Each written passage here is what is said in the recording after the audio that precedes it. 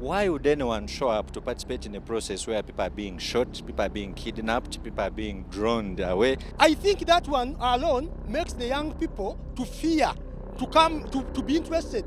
Whoever is arrested, you're either a criminal or you're a suspect. Uganda, we're just tired of this junta politics and this mafia politics that we are having.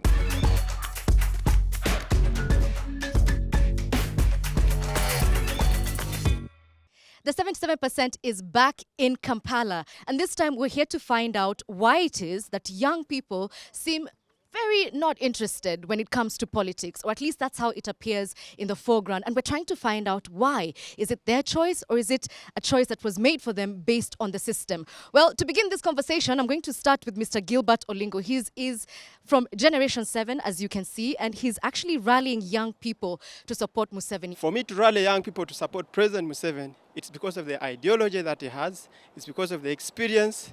Okay, so that's your argument. I'm just going to turn around on this side because I'm sure there are people who do not agree with you. Maria, you want to jump in?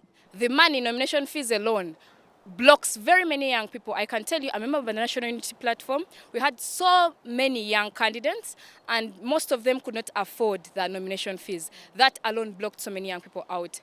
Then Can you give us an idea of how much it costs, roughly, it in is like $3 dollars? million to contest as an MP. A huge financial restriction when it comes to young people participating. Excellent. Moses, let's come to you because I know that you had a point earlier. I think that young people are actually participating in politics. We now have to discuss the quality of participation. For example, in the November 18th and 19th demonstration, it was young people who were on the streets burning the tires. Yeah, so I think that young people are actually participating, but it is not meaningful participation. Matanda, you had something to say to me. Now I want to cross over to the point of brutality.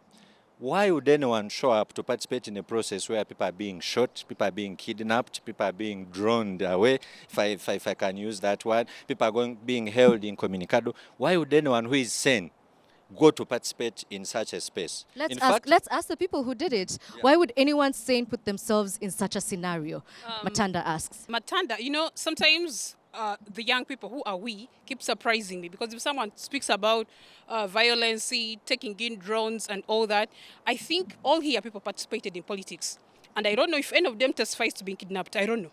Because these are opposition people.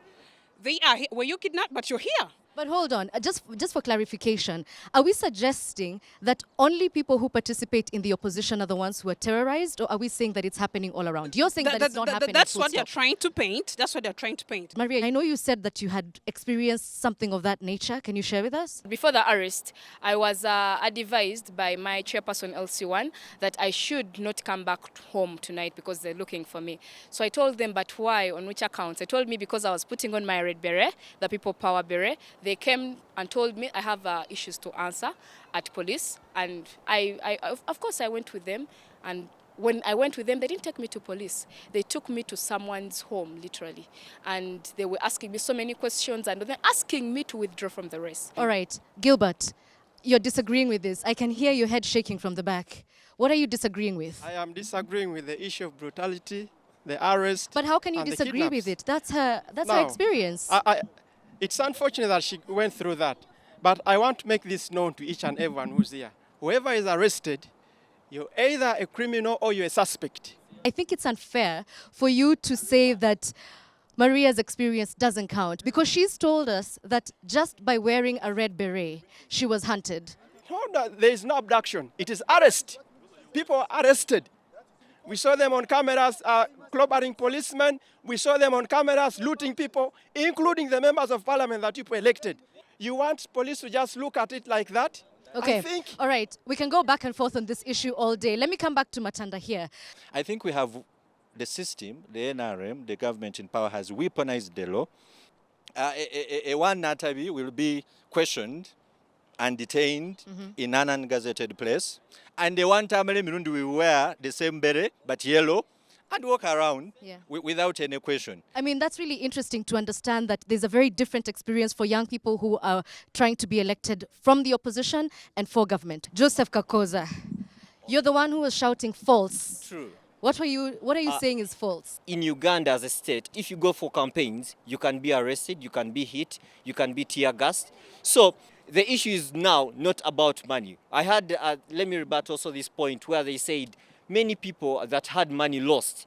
These people were hated. And if it were possible, even the president's office would be shut down as per now. But why is the president still there? Because of what I can't describe to myself. Because I may live here right now and I'm taken through the drone, you understand? And what I want to bring to the table and to the world is that Uganda, we're just tired of this junta politics and this mafia politics that we are having. A few people hit to the president so that they can stay to power and they can cling to power. That's what I think. All right. Mr. Kakoza here has made some very serious declarations. And you've said that it's not about money, it's just about being hated. That's why people are not voted in. And Walid here was raising his hand to try and get my attention. Did you want to add to that point? State brutality, we have just seen policemen clobbering journalists. Statement, policemen, it was on camera. So I think that one alone makes the young people to fear, to be interested into running for political offices. The last one was about the kidnap, which my brother was saying it never existed. Is that the role of a state, abducting the citizen? So my thinking is that we need to come out and condemn those acts, because those acts are the acts that actually compel young people from participating actively in the politics. All right. Thank you very much for your thoughts. Because he has mentioned Gilbert specifically, let me allow him to respond. I think what is important for us as citizens of this country, as young people, is to engage ourselves in economically something that is going to generate money. Because you're not going If to it were tell that me easy, everybody would have a job, Gilbert. government has a will. I have to tell you this. Fantastic. And finally, I'm going to end with you, Moses. I hope you have a killer point. Of course, I do. Reconciliation is very important in nation building. Actually, it's the first step in nation building. And we can do it. We can, yeah. We can do Africa, it. young Empower people. ourselves economically, financially. The sky is the limit for young people. Our time is now. Thank you. I really like that point. And so that actually brings us to the conclusion of this debate. I have to say, what a passionate debate. The Ugandans did not disappoint, and you did not disappoint for showing up. Thank you for watching.